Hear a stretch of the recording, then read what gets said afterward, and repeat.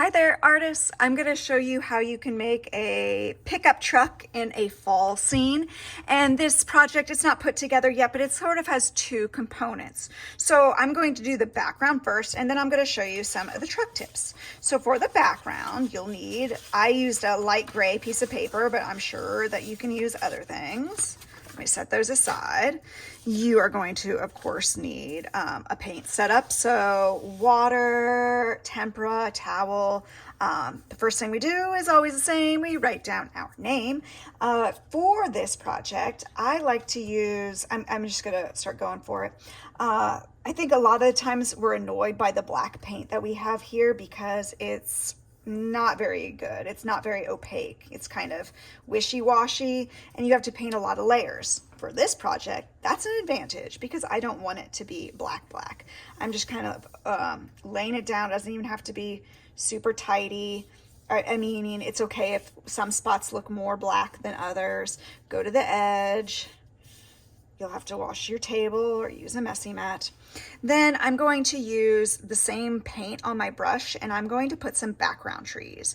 I like this one particularly. So I'm going to put a little water, a titch of water on my brush. I have not washed my brush. I just finished using the black.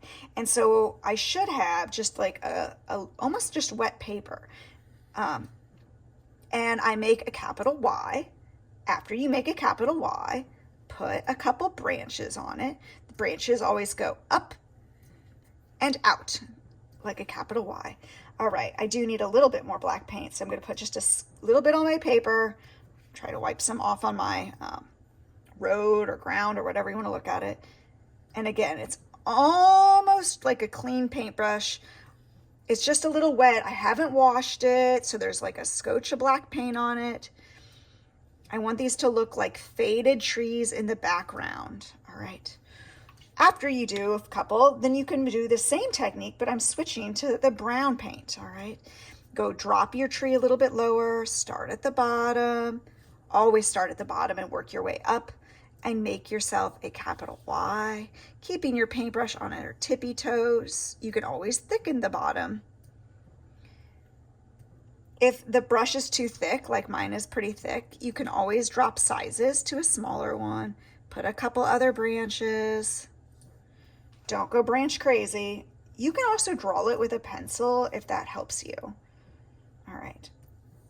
Okay, so I'm going to move on from there, even though I'm not really done. And then using fall colors, I like extra orange, going almost around the edge of the paper, going on the edge of the branches, putting some leaves on the ground, and just kind of using the bristles of my brush. And again, I'm concentrating on the top and on the bottom. You could have some falling. Okay, I did that already with the red, the yellow, the orange. Again, I'm going to move on so that we can see the next steps. All right, so that is essentially my fall background, but that's not the star of my show. So whether you do this part first or the truck first, it's up to you. But once you do one, clean up your area, get your life in order. All right, getting my life in order because I'm ready for the truck. So I have printouts that you may borrow. Notice I did not say have, I said borrow, because I don't want you using something that is already printed out. I don't think that looks as nice. So what you're gonna do is you're going to lay a paper over it, and look, even in the video, I bet you can see right through that, and you can trace it with a pencil, of course. So, and then you're going to return all of these to me, please. So I've already started coloring one of my trucks, but you could, of course, can choose whatever colors. Oh, in addition, oh, bananas, I forgot. I got to do one more thing. Let's pretend I've traced it for sake of time.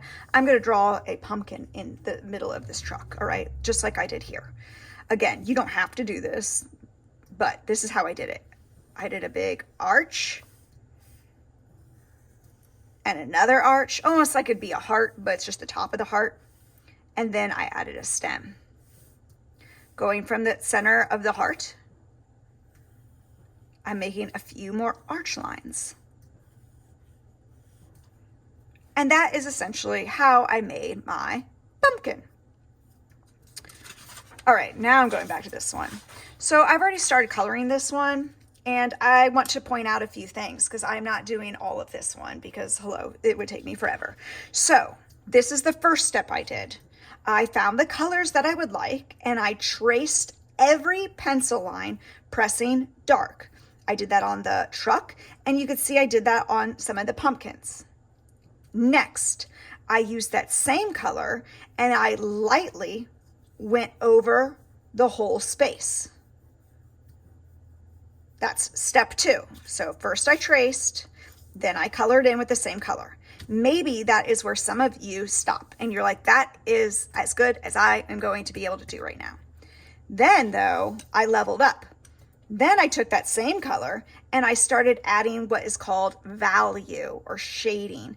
And I pressed a little bit going around the edge to fade it.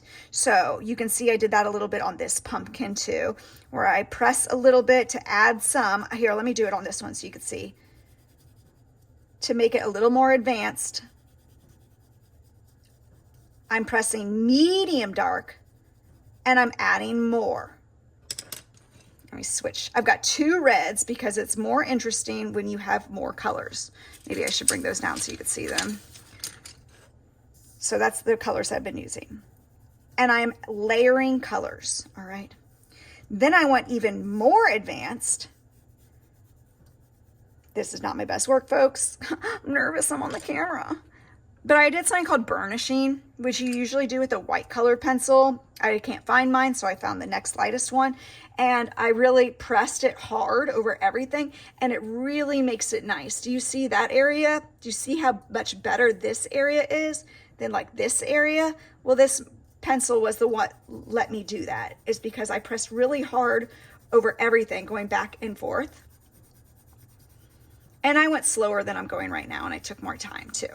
So my point is, you can get more and more advanced if you layer colors and you outline first, then you fill in, then you add shading, and then you burnish. That is a lot of information. You don't have to do all of it, but it's good to do some of it. So I'm going to pretend I'm done. Don't cut yours out until you are done, because it's going to be easier to color it when it's on this background. If you make 1,000,000 pumpkins, you're gonna have to cut 1,000,000 pumpkins out, just like I am. Thank you for your patience, because I definitely want to finish this project while you're watching. Even if you're not going to do this project, it'd be a great idea for you to practice your coloring today. Practice shading.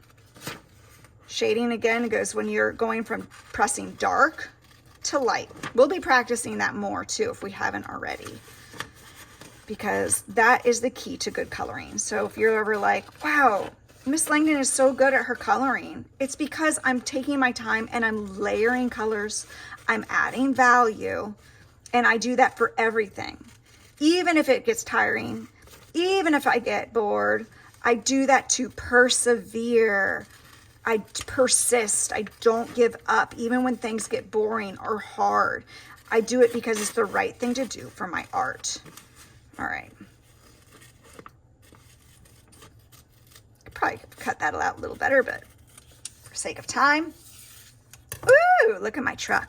And I'll bring it back, and then I'll use glue stick because it's paper. If you use the liquid glue, it will make it wrinkly. And I will glue in my picture. I'm going to finish it first though before I really glue it, but it's going to look so good. All right, everybody. I hope you have a wonderful time making art today.